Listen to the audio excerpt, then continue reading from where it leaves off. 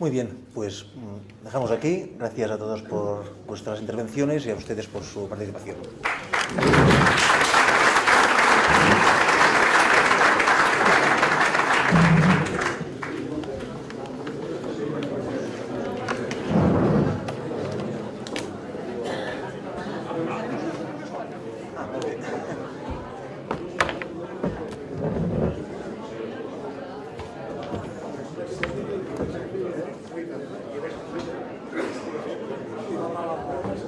Ya es la hora de la clausura, una larga jornada, una densa jornada, pero creo que las expectativas del programa han quedado absolutamente superadas. Sin menoscabo de la calidad de las otras 4 jornadas anteriores, yo creo que esta quinta jornada la recordaremos tiempo, porque ha tenido un nivel desde el inicio hasta el final, vamos, de una altura encomiable. Bien, para esta clausura contamos, y no es la primera vez, ni espero que sea la última, con la colaboración del síndic major Jaume Amat, que siempre tiene un sí, a no ser que su agenda o algún tema que no puede soslayar le impida participar en la... ¿no? Además, últimamente nos une algún tema común, que es que somos 2 reelegidos en nuestro cargo, con lo cual, felicidades. Y así intentaremos, durante este mandato que hemos abierto, no sé de cuántos años. 3, muy bien. Yo uno más, de momento. Es una moción de censura en el camino. Tenemos 4. Muy bien. Y también auguro a Sindicatura un largo futuro, aunque hay amenazas que a veces salen, como hoy nos explicaban, ¿no? Que creo que era hoy, ¿no? Que se aprobaba la disolución de la Cámara de Cuentas de Castilla. ¿No? O sea que nada, larga vida a Sindicatura y al síndic mayor. Ya simplemente, antes de pasarle la palabra a él, un par de conclusiones finales. Recordar que todas las ponencias están colgadas en la página web del Col·legi. También que hay una pestaña que se llama Canal Col·legi, donde estará grabada todas las sesiones. Si alguien se ha quedado con algún punto que quiere recordar, pues podrá tener el placer de volver a rever toda la jornada, ¿no? Y recordar un poco desde el inicio la intervención del profesor Ramió, que creo que ha sido brillante, como las otras ponencias que he comentado. Nos ha distinguido la diferencia entre reformas y podas, yo creo que con mucho acierto metafórico. Nos ha hablado de la gran importancia del sector público en el sentido institucional, en el sentido de garantía y seguridad jurídica, que eso es la garantía para que luego surja un desarrollo económico y humano. Creo que ha sido yendo más allá de lo que sería, como él decía, que alguien definía un ayuntamiento como una empresa solo de servicios, ¿no? Mucho más allá, ¿no? Ha hecho un diagnóstico crítico, autocrítico, empezando por él mismo y la universidad, pero nos ha repartido juego a todos, ¿no? A la política, a la administración y a la propia sociedad, ¿no? Reflejando esa paradoja de la sociedad que da valor al servicio que recibe, pero a veces cuestiona a las instituciones que prestan estos servicios, con lo cual es cierta paradoja y cierto contrasentido, ¿no?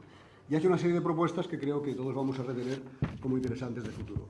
La mesa redonda sobre fraude y corrupción ha tenido una altura notable también, con la intervención tanto de Ramón Molas como Lourdes Parramón y Luis Rodríguez. Aquí nos han quedado claros, por una parte, la diferencia entre peligros y riesgos, que nos decía el profesor Ramón Molas. También, por parte de Lourdes Parramón, nos ha explicado el funcionamiento de la oficina antifraude, las 2 funciones básicas de formación, de prevención y de investigación. Eso de que la corrupción no es un tema cultural, creo que es un tema interesante, ¿no? Que es un tema más bien de diseño institucional y organizacional, ¿no? Y Luis Rodríguez ha sido también una intervención brillante, lúcida, donde nos ha deleitado con los malos y los otros, ¿no? Yo me he quedado con lo de los malos, me recuerda aquella película de Amenábar, ¿no? Que los malos son los otros, ¿no? Parecía que es un poco la visión del corrupto, ¿no? Los malos son los otros, ¿no? Creo que ha sido también una brillante intervención. Nos ha hablado de umbrales de corrupción, que cada organización debería definir esos umbrales para que se sitúe todos los grupos de interés en estos umbrales, ¿no? De una tolerancia cero, de que es atacable. Y yo resumiría un poco la intervención tanto de él como de Ramón o de Lourdes, como que es cuestión de voluntad y de inteligencia, ¿no? Serían los 2 elementos que determinarían esta cuestión. En cuanto a contratación, por la tarde, tanto la sesión de contratación como la última que hemos tenido la oportunidad de ver ahora sobre la reforma local, yo la resumo con casi el término inseguridad jurídica. Me ha quedado que en los 2 ámbitos, tanto el de la contratación, con la prolija reglamentación que existe, problema para los gestores, problema para los controladores de esta inseguridad, y al mismo tiempo, hablando también de la ley de racionalización y sostenibilidad en el mismo sentido, ¿no? Bastante inseguridad jurídica a futuro, y algunos vaticinan, el profesor Ramió lo decía también esta mañana, ¿no? Una inaplicabilidad. Se ve difícil que esa ley tal como está se pueda aplicar algún día, ¿no? Pero bueno, vamos a ver el futuro que deviene, ¿no? Solo un matiz antes de pasar la palabra al síndic major, y con simpatía a Ramón, que lo conozco hace muchos años y le aprecio. Pero cuando desde esta mesa, desde esta casa y desde esta exposición de representación, como en el público tenemos a colegiados, auditores, y a no colegiados, no auditores, aunque sean funcionarios de control interno o externo, quisiera precisar y recordar que este colegio reúne a unos 1.500 profesionales, a unas 200 firmas auditoras, de las cuales y de los cuales creo que encontraríamos una o dos personas y una o dos firmas que podrían demostrar que han auditado una entidad de más de 100.000 habitantes o una comunidad autónoma. Y eso no querría decir, y que nadie se lleve esta idea, de que los demás no tienen solvencia técnica. Simplemente era un matiz, porque creo que era importante, porque el Instituto de Censores, desde la órbita más estatal, ya está practicando una serie de recursos a entidades públicas que cada vez más están restringiendo la concurrencia a firmas que, siguiendo también la intervención de la señora Colet, en el sentido de la lotización, de permitir, ¿por qué no?, a distribución entre lotes o a que firmas y empresas medianas, pequeñas, puedan agruparse y presentar proyectos solventes, técnicamente, de oferta concurrente del sector público. Simplemente era un matiz para que el público general tuviera esta visión, que los de la casa obviamente pues ya lo conocen, ¿no? Y repito, con un tono absolutamente de complemento, ¿no? Y nada más, yo ya cedo la palabra al señor Jaume. Gracias. Muchas gracias y buenas tardes. En primer lugar, agradecer que me hayáis invitado a estas quintas jornadas. Es cierto, he venido, me parece que casi todas, en las últimas, haciendo la clausura, y porque vengo, no aparte obviamente por el cargo, porque quiero venir, porque me lo paso bien, porque creo que son interesantes, porque creo que el contenido es muy importante, porque creo que todos aprendemos, y que creo que tenemos que estar aquí, y que además auguro unas sextas, unas séptimas y unas octavas. ¿Y por qué lo digo? Porque me he dedicado a leer ayer me dediqué a leer el contenido de los programas de las otras cuatro y buscando por qué duran. Y he encontrado dos razones que, bueno, que no son ninguna sorpresa. Primero, porque habéis ido tocando en estos cinco apartados, estas 5 jornadas, los temas, digamos, más sensibles al mundo de la auditoría pública, pero mezclándolo con un tema que los sigue haciendo importantes, que es la actualidad. O sea, es la mezcla esta entre la actualidad y los temas básicos de la auditoría pública al que ha hecho que haya sido un éxito las 4 anteriores, esta la quinta, y por eso auguro un futuro largo a este tipo de jornadas. Me has pisado la felicitación de la renovación. Bueno, aprovecho ya para devolvértela. Gracias. Y empiezo a hablar un poco en esta clausura. No voy a decir nada nuevo, porque no creo que en una clausura se tengan que dar grandes novedades ni traspasar grandes conocimientos, sino que voy a intentar hacer un relato con un hilo conductor, y en este relato y en este hilo conductor intentaré que vayan saliendo parte de las reflexiones que se han ido recogiendo durante el día de hoy, y algunas que a lo mejor son propias y que encajan, espero, con lo que se haya dicho durante el día de hoy. ¿Cuál es el hilo conductor? El relato es que este año la Sindicatura de Cuentas cumple 30 años. Ya cumplimos 30 años, ya es una edad importante, ya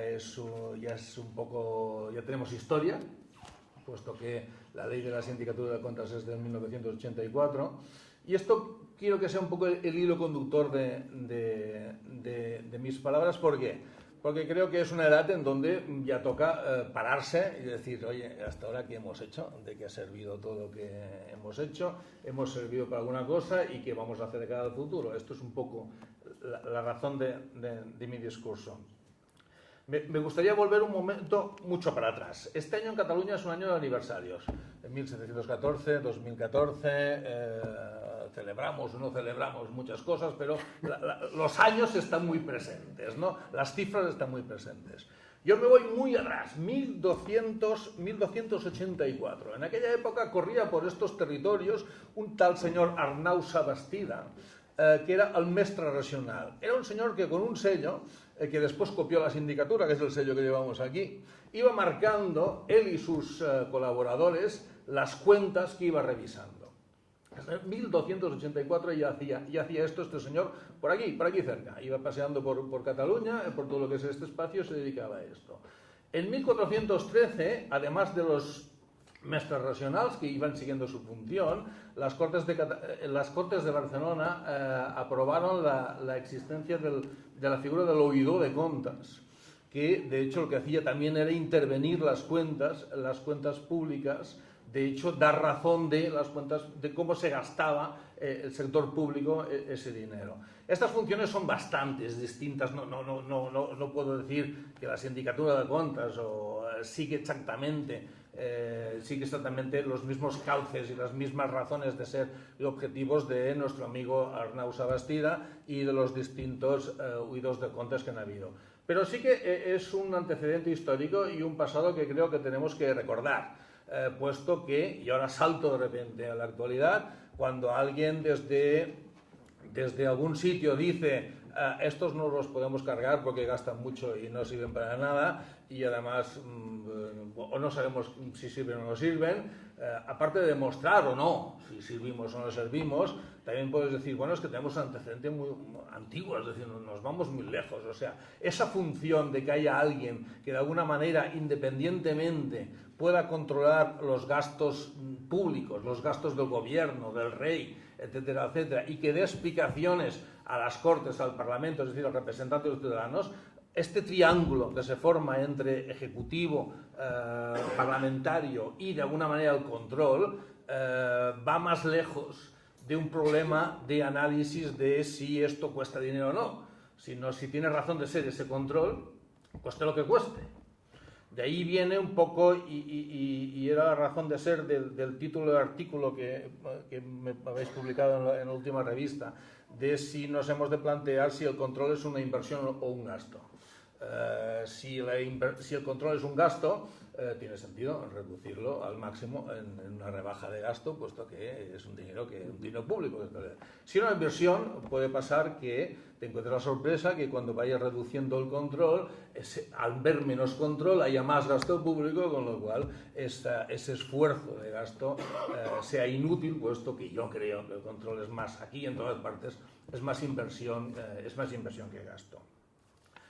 Doy un salto, 1284, 1413, además de la casualidad, que son 700 años justos hasta 1984. En 1413, haciendo un poco de trampa y lo pongo en 1414, entraríamos en 600 años hoy de la existencia del primer oidor de comptes. En 1714 esto desapareció, no hay que decirlo. Entre otras cosas. Entre otras cosas también se cargaron al señor Arnau Sabastida y su mestre regional y al oidor de comptes. Y estamos hoy aquí, y aquello que os decía, el hilo conductor del discurso es 30 años de sindicatura de cuentas. A lo mejor es un momento de replantearnos qué hemos hecho. La sindicatura de cuentas, como sabéis, es un órgano colegiado en donde 7 síndicos de una manera colegiada van aprobando informes que algunos lo hacemos por ley, otros por resolución del Parlamento y otros de oficio directamente por parte de este pleno de 7 síndicos. Los informes son de los 7 síndicos. Esto es un tema que quiero resaltar, porque posiblemente aquí no es que sea la garantía de la independencia, pero es parte de razón de ser la misma independencia del órgano. Lo digo porque a menudo, a veces, y después volveré a intentar hablar de esto, los medios de comunicación dicen el informe del síndico tal, el informe del síndico tal. No existe el informe del síndico, sino que es el informe de la sindicatura. Es el grupo, es el colegio de 7 síndicos que después de una discusión, después de la discusión, aprueban un informe y ese es el informe que lleva al final. ¿Por qué digo esto? Porque han pasado muchos en estos 30 años de síndicos y síndica una, o ahora hay 2, pero 3 síndicas. Bueno, muchos más hombres que mujeres, esto no vale la pena contarlo. Y también, pero detrás de esto, me he puesto a listar qué podemos sacar de positivo de todo lo que hemos hecho y después pasaré al negativo. Primer tema que podemos considerar positivo, aún existimos. Hoy en día ya es un valor importante, puesto que, ya sabéis, antes ha salido de que unos no pueden decir, otros no pueden decir lo mismo. Eso ya es un punto positivo. Otra cosa que podemos decir, mezclado con ese primero, en Cataluña hay pocos, a lo mejor alguno, no puedo decir nunca nadie, que dude de nuestra existencia, o sea, que ponga en duda que tengamos que seguir existiendo.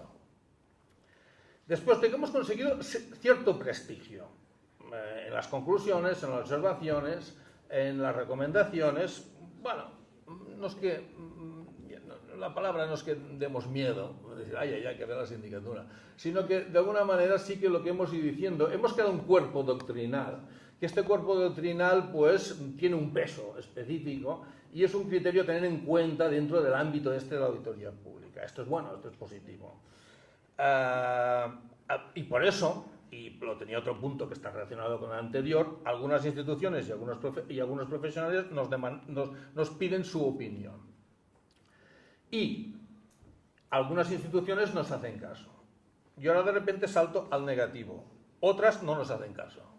O sea, el primer punto de los negativos es que así como algunas nos hacen caso, otras no nos hacen caso. No me preocupa el que no nos hagan caso porque nuestros criterios pueden ser lógicamente discutidos hasta el final, es decir, en algún caso a lo mejor no aceptados por lo que sea, por criterios técnicos, doctrinales, etcétera, etcétera. Me preocupa el que no nos hagan caso porque no nos hacen caso, o sea, porque ni leen nuestras recomendaciones o como mínimo no sabemos si las han atendido y cuál es el resultado de las mismas. Eso sería la parte, uno de los puntos negativos en esa reflexión de los 30 años de historia. Otra cosa que relacionado con esta, tenemos pocas herramientas para que nos hagan caso, o sea, para que nuestras recomendaciones se cumplan, aparte de utilizar los medios de hacerlas públicas y de ponerlas en debate y que alguien a lo mejor por vergüenza diga, hombre, pues sí, pues les haré caso porque ha salido en muchos sitios que parece que es interesante lo que me dicen. Pero algunos no nos hacen caso y no tenemos demasiadas herramientas para que nos hagan caso. Estaban acordados del primer paquete de las positivas de que algunos nos hacen caso. Estos hay que felicitarlos. Después, otro que también es objetivamente demostrable. No tenemos recursos para llegar a todas partes. Somos los que somos. Estamos, como todos el sector público en Cataluña, sino en todo el Estado español, hemos ido recibiendo ciertos recortes en nuestro presupuesto que ha afectado directamente en el número de recursos a nuestra disposición. Yo, cuando entré en la sindicatura, había una RLT no cubierta de casi 150 funcionarios. Hoy en día somos 95. Muchos menos de lo que parecía que sería posible ser. No sé si estos 95 con otro sistema de trabajo, a lo mejor, por eso aquí tenía dos aspectos, no tenemos recursos o no tenemos soluciones para llegar a todas partes. O sea, aquí también me autoinculpo de que no solo son los recursos, no es cuestión de ir pidiendo dinero, sino de decir, bueno, pues con los tuyos a ver si te apañas para poder llegar más lejos de donde tenías que llegar. Otro punto, intentando ser autocrítico dentro de este paquete de aspectos negativos, es decir, a lo mejor es que no hablamos muy claro, a lo mejor es que no se entiende, a lo mejor es que no están definidas bien nuestras funciones y la gente espera de nosotros una función que después no le damos. Esto lo dejo en el aire, es un replanteamiento que nos tenemos y nos hacemos constantemente en la sindicatura. Y al final también diría, o puede que vayamos a un ritmo distinto de lo que nos marca la calle, el ciudadano, los representantes de los ciudadanos. Y si no vamos al mismo ritmo, pues es normal que alguien pueda pensar que no funcionamos bien. Aquí acabo mi parte de autocrítica. Pero sigo con las preguntas. ¿Cuál es la pregunta que todos los que estamos aquí seguro que nos hemos hecho o nos han hecho este año en Cataluña y fuera de Cataluña? ¿Hacia dónde vais? Iba a poner la segunda, la primera puede ser que entrenar al Barça el año que viene, pero esto la dejo aparte. Pero la pregunta es, ¿cap a on aneu? ¿O cap a on anem?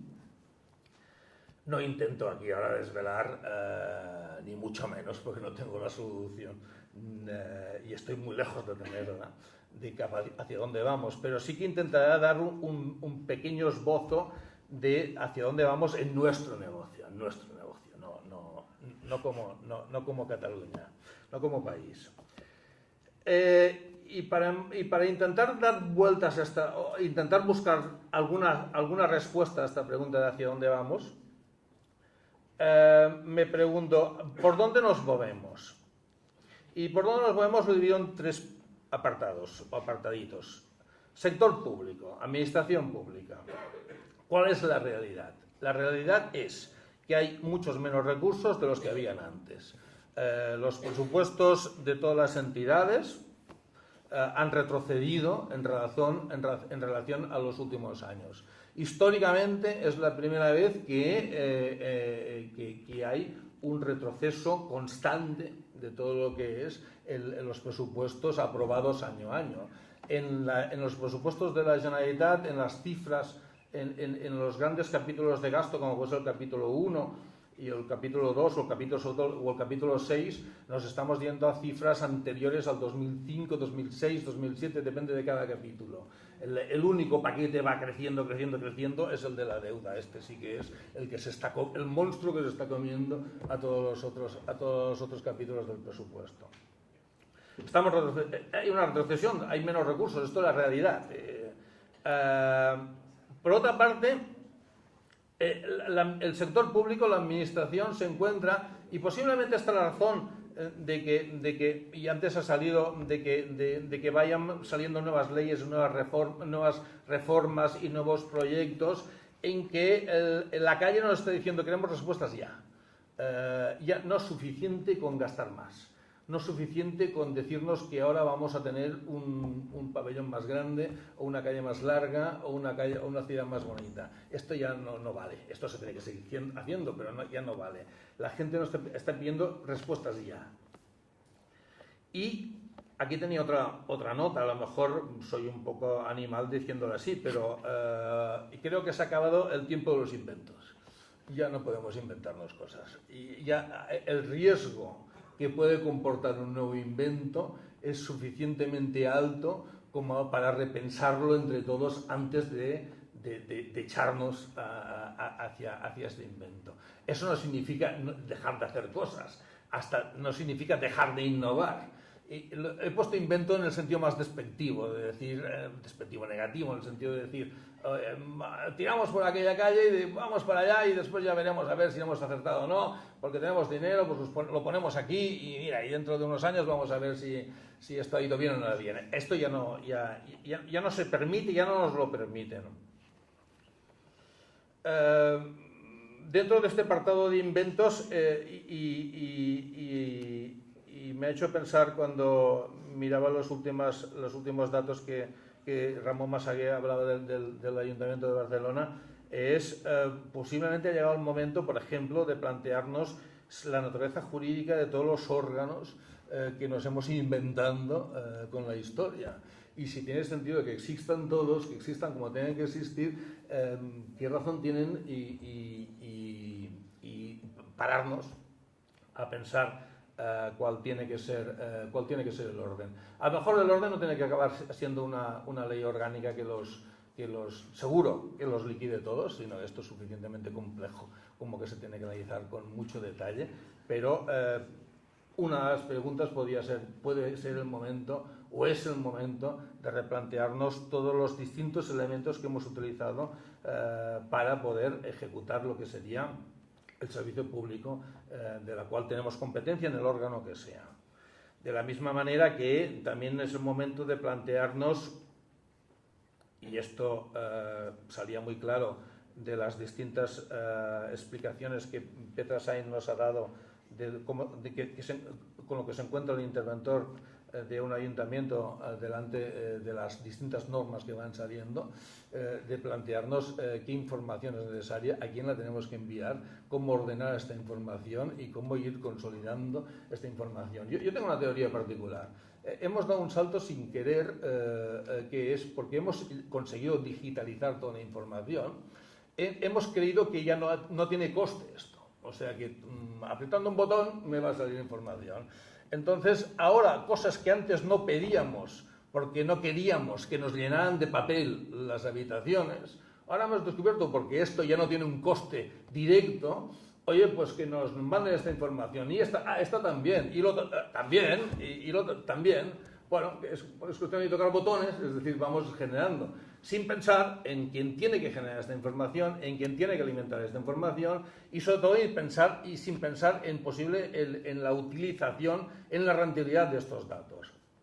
Los datos, yo no soy nadie, no soy nunca quien frene la necesidad de ir generando información, pero es una frase que utilizábamos una vez: más información nunca será mejor información. Con lo cual, a partir de ahí, con esta nueva dinámica de que ahora parece que es más barato o tiene menos coste ir generando información, puesto que hemos dejado de pensar en papeles, lógicamente, hemos pensado en datos metidos en un proceso digitalizado, vamos pidiendo cada vez más. Aquí hay otras preguntas, hasta se me ha ocurrido apuntar aquí un tema de estos tabú que sale de vez en cuando parece que todos están muy críticos, que es el funcionario, si tenemos que seguir siendo funcionarios, si tiene que desaparecer esto, si, etcétera, etcétera. Estos son los temas de ellos que salen, pues lo he apuntado aquí. ¿Qué pasa con los funcionarios? Esto sería ámbito sector público. Ámbito entorno. Lo que nos envuelve, la crisis económica. ¿Estamos saliendo de la crisis? A lo mejor sí. ¿Cómo afecta esto? Estamos viviendo un entorno cada vez más abierto y más interrelacionado, que esto nos obliga a que nuestras respuestas sean pensando en este entorno más abierto y más interrelacionado. Sí. Y después, ¿qué explican? ¿Cuáles son los medios para trasladar esa información que tenemos en el sector público, que generamos los órganos de control como la Sindicatura de Cuentas y que llegan al ciudadano? Estoy hablando no solo del concepto de transparencia y de la calidad que tiene esa información, sino de los mismos medios de comunicación que son los que hacen llegar esa información al público. Yo antes recordaba una anécdota, y no voy a decir quién, era un alcalde que delante de un informe en donde la sindicatura veía muchos puntos negativos y muchas observaciones y muchos déficits en su gestión, me decía: ¿pero esto va a salir en los periódicos o no? Y yo le dije: hombre, a lo mejor en el tuyo local sí, pero porque es un ayuntamiento pequeñito, pues no pasa de aquí. Y me dice: bueno, entonces ya está. Entonces, la preocupación era esta: si va a salir el periódico, esto. Pues hay que tenerlo en cuenta, es decir, no podemos evitar de que quien se lee, quien analiza la información, a lo mejor se está preguntando, o peor, si el gestor piensa, mientras esto no salga, pues bueno, está bien.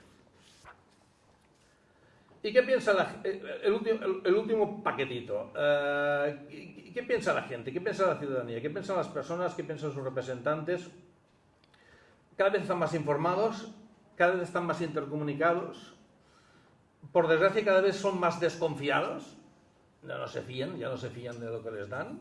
Aquellos decían: ya no es suficiente con deciros vamos a hacer una carretera nueva y un pabellón y un no sé qué, y ya está. Ahora ya no, esto no tenemos suficiente.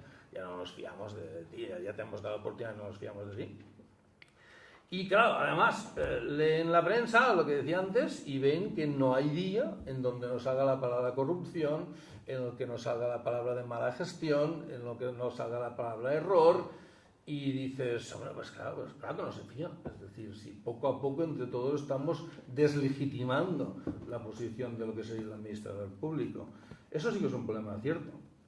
Es un problema cierto. El otro día saqué de unos datos alguien que me decía, en el 2013 hay más de 1.000 imputados por corrupción política en el Estado español. Hay más de 600 ayuntamientos y otras instituciones de ámbito local, autonómico y nacional manchadas con corrupción. Y otro dato también curioso, desde el año 2000 hay 130 políticos indultados por el gobierno con una condena anterior. Con esta de información, pues normal que pues, la gente se ponga nerviosa y desconfíe, con lo cual el salto que hay que hacer aún es más alto. La valla nos la han puesto más alta para salir de este problema. ¿Qué hemos de hacer? Tengo 2 o 3 puntos a tener en cuenta. Primero, reforzar esta legitimación de la cual muchos no se fían ya, garantizar un resultado, garantizar la calidad del trabajo, reforzar el compromiso delante sobre todo la ciudadanía, que es quien nos lo tiene que pedir. Capacidad de adaptación, sabernos adaptar a aquello que os he dicho antes. Como sindicatura lo reconozco, es decir, uno de los problemas que podemos o podríamos o a lo mejor tenemos es que el ritmo va más rápido que la capacidad que tenemos de nosotros de dar respuesta, con lo cual o nos adaptamos o vamos a quedar tan lejos que después el coste de llegar será mucho más alto y complejo.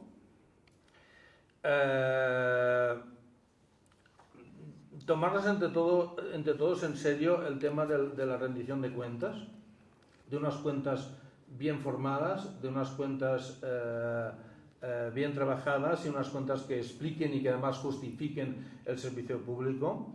Esto lo digo cada año, es decir, cuando desde la sindicatura anunciamos y lo analizamos desde un punto de vista que la rendición de cuentas